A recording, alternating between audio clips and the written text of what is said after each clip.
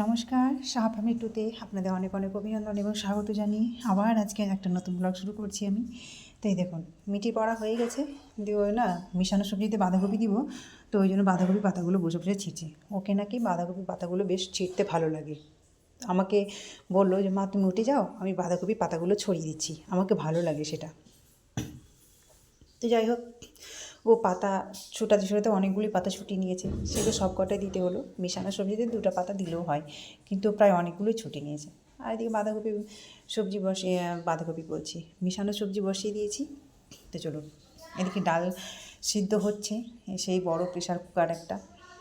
আর মিঠি আজকে অনেক দিন বাদে স্কুল যাবে, স্কুলে কিছুদিন থেকে পাঠায় না, তো স্কুল থেকে নোটিশ পাঠিয়েছে আর কি। নোটিশ বলতে গ্রুপে বলেছে যে স্নিগ্ধা সাহা, তো মিঠির আরেকটা নাম হচ্ছে স্নিগ্ধা, স্নিগ্ধা সাহা সে পরিবেশ মন্ত্রী হয়েছে, স্কুলের অ্যাটেন্ডেন্সটা খুব খুব কম আর কি, উপস্থিতিটা। তো যাই হোক, ওকে পাঠাতেই হবে, ও গেছে। আর এদিকে না আমি একটু লবণ, চিনি, জল, লেবু দিয়ে মিশিয়েছি, মানে কালকে বিকেল থেকেই মাথাটা যেন প্রায় আমার ঘুরছে। তো মাথা ঘুরে কেউ যদি পড়েও যায়, অজ্ঞান যদি হয়ে যায়, তো এই লবণ চিনি জলটা ভীষণ উপকারী, খেলে বেশ এনার্জিও হয়। সেটা আমি খেলাম, খেয়ে নিজেকে দিয়ে উপভোগ করেছি বলেই বলছি। লবণ চিনি জল বানিয়ে যদি আর লেবু দিয়ে যদি শরবত করে খাওয়া যায়, তো এনার্জি ফেরে, মাথা ঘোরাটাও একটু কমে, তো আর বেশ ভালোও লাগে। আমি যেটা এখন ফিল করছি আর কি। তো কাল রাত থেকে মাথা ঘুরছে, সকাল থেকে সময় পাইনি, তো এই মাত্র ফ্রিজ থেকে লেবু বের করে লেবু, চিনি, জল মিক্স করে খেলাম। তো এদিকে রান্না আমার প্রায় কষানো হয়ে গেছে, জলও দিয়ে দিলাম, দিয়ে একটু ঢাকা দেবো। প্রায় আমার সবজি কষাতে কষাতেই সিদ্ধ হয়ে যায়, ঢেকে ঢেকে করি তো ওই জন্য। আর এদিকে আমার উনানে ভাত বসেছি, ভাতও ফুটছে। তো চলুন, মিঠি তো স্নান করাও হয়ে গেছে, পরে স্নান করলো, স্কুল ড্রেস পরলো। তো এদিকে আমার রান্না হয়েও এসেছে, মিঠিকে স্কুলে নিয়ে যাবে ওর আরাধ্যার মা, আর আমি নিয়ে আসবো। এই আমরা দেওয়া নেওয়া করি বলে দুজন দুজনের মধ্যে হেল্প হয় আর কি। তো এই দেখুন, আমার মিশানো সবজি হয়ে গেছে, তারপরে ডাল বসাবো, আমার রান্না প্রায় কমপ্লিটের মধ্যে। আবার মিঠির লেহেঙ্গার উপরের ব্লাউজটা সেলাই করতে যেতে হবে, আবার কুলের আচারও বানাবো। রান্না বান্না হয়ে গেছে, গ্যাস ট্যাস মুছে চলে এসেছি, সব ধোয়া মোছা হয়ে গেছে, সব পরিষ্কার পরিচ্ছন্ন হয়ে গেছে। আর এখন করতে বসেছি কুলের আচার। তো এই যে দেখুন, 5 ফোড়ন আর শুকনো লঙ্কা শুকনো খোলায় ভাজছি, ভেজে বাটবো আর কি, তারপরে তো কুলের আচার হবে। এই যে যেগুলো শুকনো কড়াই ভাজলাম, সেগুলো পাটাতে রেখে এলাম বাটার জন্য মশলাগুলো আর কি। আর এখানে দিয়েছি তেল, আর একটা দেবো শুকনো লঙ্কা ফোড়ন, আর একটু দেবো জিরে ফোড়নে দিয়ে নাড়াচাড়া করবো। এই যে আমি কুলের আচার করছি, কিন্তু কে কে খাবে চলে এসো।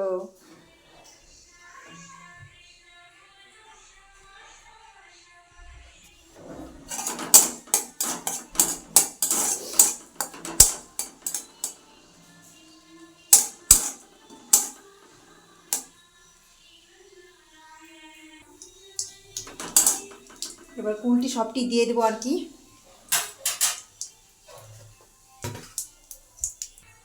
কুলে তো লবণ হলুদ মাখানোই আছে, লবণ হলুদ আর দেবো না, অবশ্য পরে টেস্ট করে দেখবো, যদি লবণ লাগে তো দেবো।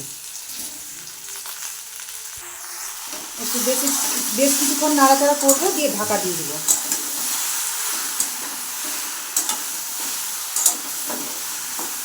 কিছুক্ষণ নাড়াচাড়া করা হয়ে গেছে, এবার একটু চিনি দিব,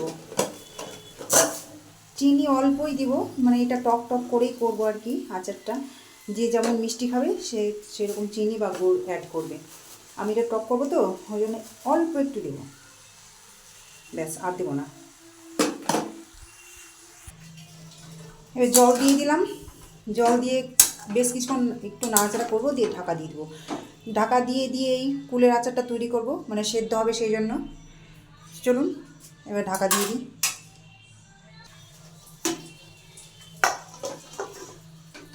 তো এই যে মাঝে মাঝে ঢাকনা ছেড়ে ছেড়ে নাড়াচাড়া করতে হয় সেদ্ধ হওয়ার জন্য ভালো করে।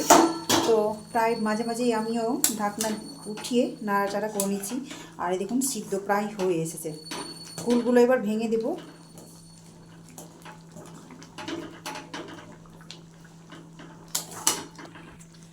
তো এই দেখুন, কুলগুলো প্রায় ভাঙা ভাঙা হয়ে গেছে, এবার জলটা না একটু শুকিয়ে নেব। বেশ কিছুক্ষণ ধরে নাড়াচাড়া করব, জল শুকিয়ে যাবে যখন, তখন মশলার গুঁড়োগুলো ছড়িয়ে দিব।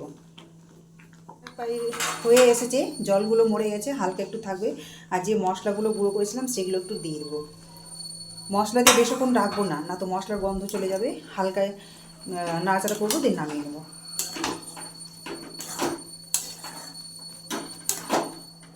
তো এই যে মশলা দিয়ে বেশ কিছুক্ষণ নাড়াচাড়া, বেশ কিছুক্ষণ না মানে একটুখানি মানে মিশালাম আর কি, মশলাটা দিয়ে দিয়ে নামিয়ে নিয়েছি এই যে থালায়। এখন ঠান্ডা করে নেব, দিয়ে বয়ামে ভরে রেখে দেবো। ফ্রিজে রেখে অনেক দিন ধরে খাওয়া যায়। তো চলুন, তো ভিডিওটা কেমন লাগলো, এটা কুলের আচার তৈরি করলাম, সেটা কেমন লাগলো কমেন্ট করে বলবেন কিন্তু, ঠিক আছে। অনেক দিন পর মিঠি দুপুরবেলা ঘুমিয়েছে, আর মাথার উপরে একটা মশা যাওয়া আসা করছে। এই যে হ্যাঁ মারলি, উঠে পড়। ওইদিকে সন্ধ্যাবাতি দিয়ে চা বসানো হয়েছে, মুড়ি মাখাও চলছে, প্রায় হয়ে এসেছে মুড়ি মাখা। আর ওকে উঠাতে এসেছি, একটু টিফিন করবে সন্ধ্যাবেলা। এই যে মশাটা যাচ্ছে, এই যে মশা, এই যে হাতে কাছে, এই যে আবার মাথা কাছে গেল,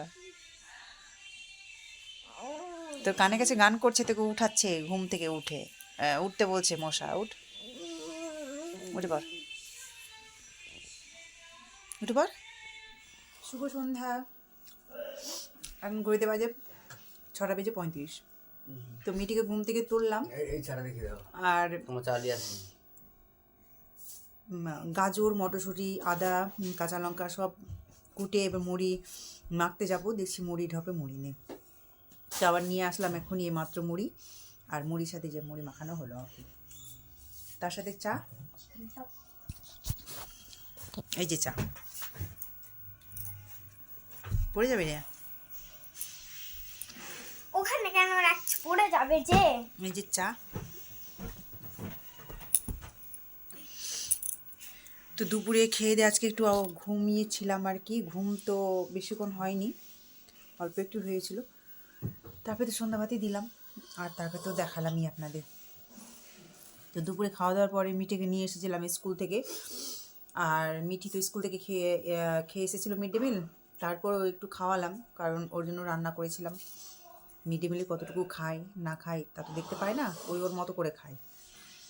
আবার খাইয়েছিলাম, বাসন টাসন ধুয়ে ছাদ থেকে তো আবার ওই জামা কাপড়গুলো নিয়ে এসেছিলাম, আবার ভাঁজ করে রাখলাম। তারপর তো এখন চলছে। আর চা খাওয়ার পর্ব শেষ হয়ে গেলে চা খাওয়ার বাসনগুলো ধুয়ে আবার রাতে রান্না করতে যাবো, রাতে রান্না বসাবো।